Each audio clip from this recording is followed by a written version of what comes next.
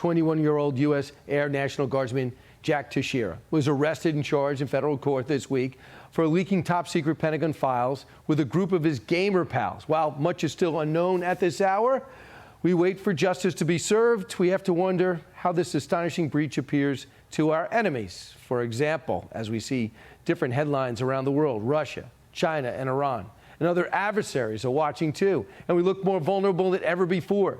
Here is someone who I think will agree with me. Senator Marco Rubio from Florida joins us now.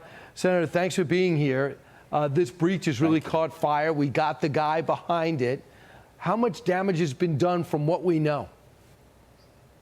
Well, that's the question we need to be asking. I mean, we've seen the public damage, right, where allies have gotten uncomfortable about it. We can speculate as to some of the damage. But what the real damage I'll be looking for is, you know, we don't just rely on our intelligence. We have a lot of partners around the world that share intelligence with us. And I want to see how that starts to apply here, whether they start sharing with us. But we've entered this era. We should have expected this a long time ago. We live in the look at me era where everybody, you know, it's not enough to just take a trip somewhere around the world, right? Everybody, if you don't capture pictures and post it on Instagram, it never happened. It's like you never went there.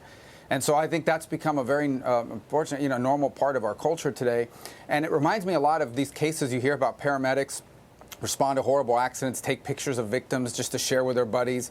In this case, it was posted online by a 21-year-old guy. It doesn't sound like he's a spy for any country. He was trying to show off to his friends, but you've seen the damage that it's done. So this is going to require, I think, a pretty comprehensive evaluation, not just of how we classify things, but how they're compartmented, how people have access to it, how we secure it.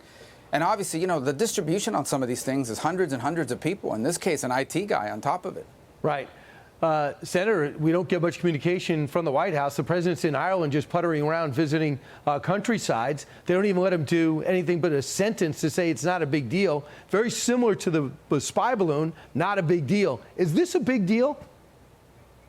It is. I mean, it's a big deal in the fact that we've had to, if it wasn't a big deal, why did the defense secretary have to call his counterparts around the world, the secretary of state as well? I imagine our intelligence officials have had to do the same. This downplaying of this stuff, if it's not a big deal, why did the FBI go raid the guy's home and arrest him in an armored vehicle? It is a big deal. We have a separate problem related to this, and that is we have a president of the United States who cannot communicate effectively. He cannot communicate with the American public. He can't communicate with the world. So they sort of have him in this bunker where they don't let him speak too often off the cuff. Every time he does, you know, he says things that embarrass, I think, the administration. So on top of everything else, we have a fundamental problem in that we have a chief executive in our country who simply cannot effectively communicate without creating ancillary problems for the administration and for the country. Speaking of intelligence, it looks like you guys on the Intelligence Committee are going to get the Pence documents, the Trump documents, or a summary of what was by President Biden's Corvette and all these other places. What happened at the University of Delaware, what was in his lawyer's office, and what was in Rehoboth or anywhere else. I understand your staffs have gotten through it. What do they tell you? What do you expect this week? Well, right now we've only gotten a portion of it, and it's all about what they call read and return. We can read it, but we have to give it back. Understand something. The stuff we're reviewing, none of it as to date is highly classified. It's all stuff we would have had access to in the past. We just don't know which parts of it is. We're not in. Our job is not to oversee the criminal justice investigation. Our job is to see, okay, what was out there, who saw it, what damage, if any, did that cause, and what are you in the intelligence community doing to mitigate that damage and to prevent this from happening in the future? There's no way we can conduct that kind of oversight if we don't know what these documents were or who saw them.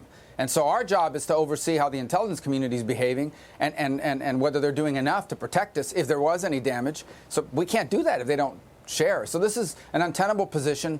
Thankfully, it's a bicameral, bipartisan insistence on seeing it. I think we're going to get there, but it's taken a lot of work. And, you know, it's very frustrating when the media leaks know more about this case and the documents than members of Congress that are charged with oversight have access to. I got to amend that. We know a lot about the investigation into the Trump Mar-a-Lago documents, know almost nothing about the investigation of President Biden. Real quick, your state this week has a supermajority, decided to knock abortion down, legal abortion down from 15 weeks to 6 weeks. I know you're pro-life. That pleases you personally. But is that where the state is? Is that where the country is? Well, these are the elected representatives of the state. Every member of that House will have to run in 2 years or less than 2 years. Every member of the Senate will have to run at some point over the next 4. The governor was just elected. I think most of our statewide leaders of all, if not all, have all campaigned on being pro-life. This is a pro-life legislature that was elected, not appointed, not put there. And so voters will make that decision. Ultimately, as I said, I mean, that ultimately was what the Supreme Court ruled last year, is that this was an issue that could be regulated at the state level. And that's what Florida's doing. I imagine other states will have different laws. I imagine the laws in New York and California are going to be very different than the laws in Florida. Right. But that's the way our republic works. And if Governor DeSantis wants to be President DeSantis, he's going to have to deal with that as an issue. And we'll see how that goes. Senator Marco Rubio, great to see you. Good luck on watching that football game. Thank you. All right. That's who he's really looking forward to seeing, some spring football. Hey, Sean Hannity here. Hey, click here to subscribe to Fox News YouTube page and catch our hottest interviews and most compelling analysis. You will not get it anywhere else.